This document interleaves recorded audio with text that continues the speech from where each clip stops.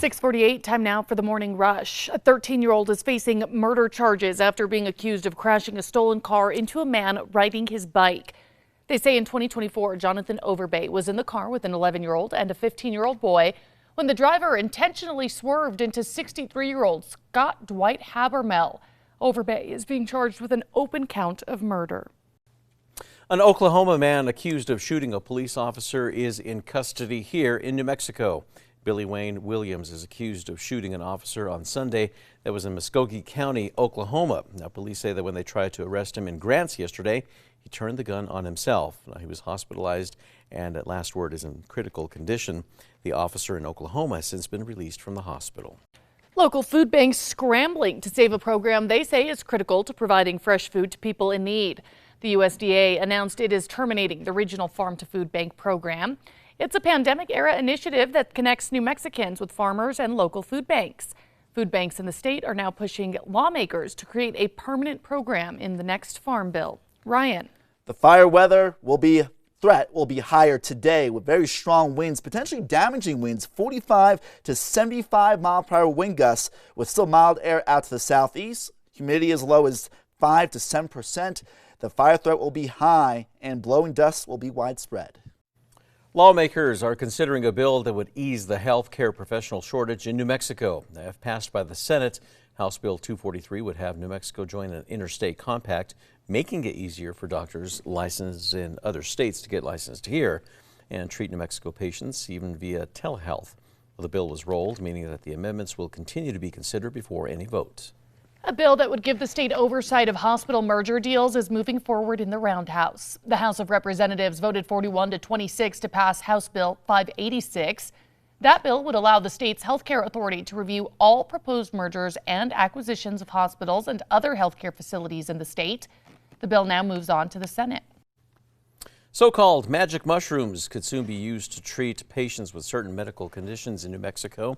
A bill that would legalize Psilocybin, the active ingredient in psychedelic mushrooms, it is now heading to the House floor for a final vote. Supporters say that it will help people that are suffering from conditions like PTSD and severe depression. Ryan. Red flag warnings throughout much of New Mexico and wind alerts across the entire part of New Mexico. Very strong winds, low humidity, still mild air to the south and east of Albuquerque especially will ignite the potential for potentially rapidly spreading fires and damaging winds more likely in eastern New Mexico. A bill strengthening protections for kids in CYFD's care is now heading to the governor's desk.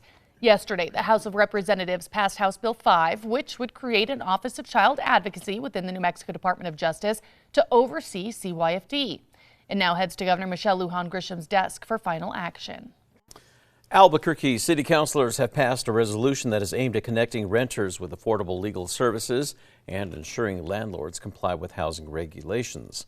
Well, the initiative will establish a designated code enforcement officer tasked with holding landlords accountable for neglecting basic living conditions. The city will now search for a person to fill the role of the code enforcement officer. Ryan. And taking a look at traffic, no major accidents nor slowdowns across the board, just some light slowdowns starting to develop around the Big I. Taking a look at the Big I right now, we do notice more cars on the roadways, many people going back to work.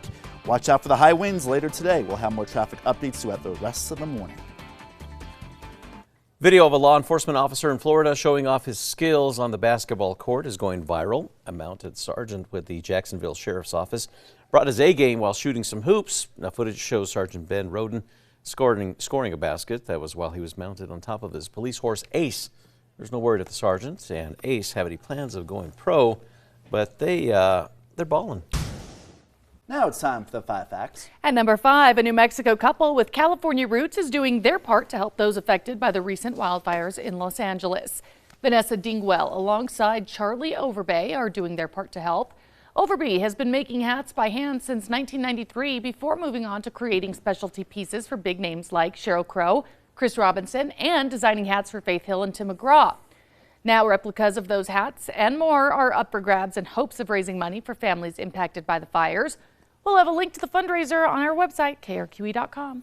And number 4, local food banks are scrambling to save a program they say is critical to providing fresh food to people in need. The U.S. Department of Agriculture announced that it's going to be terminating the regional farm-to-food bank program. Now, that is a pandemic-era initiative that connects New Mexican farmers with local food banks. The food bank says since 2023, the program has distributed more than 700,000 healthy meals to those in need. Food banks in the state are now pushing lawmakers to create a permanent program in its place. At number 3, a 13-year-old is facing murder charges after being accused of crashing a stolen car into a man riding his bike. Yesterday, police arrested Jonathan Overbay. They say Overbay was in the car with an 11-year-old and a 15-year-old boy when the driver intentionally swerved onto the bike lane, hitting and killing 63-year-old Scott Dwight Habermel in 2024. Police say the kids recorded the entire thing. Overbay is being charged with an open count of murder. And at number 2, very strong winds today, rain and snow to the northwest, blowing snow to the north, blowing dust to the south, and the high fire threat for much of southern and eastern New Mexico. At number 1, lawmakers are considering a bill that would ease the healthcare professional shortage in New Mexico.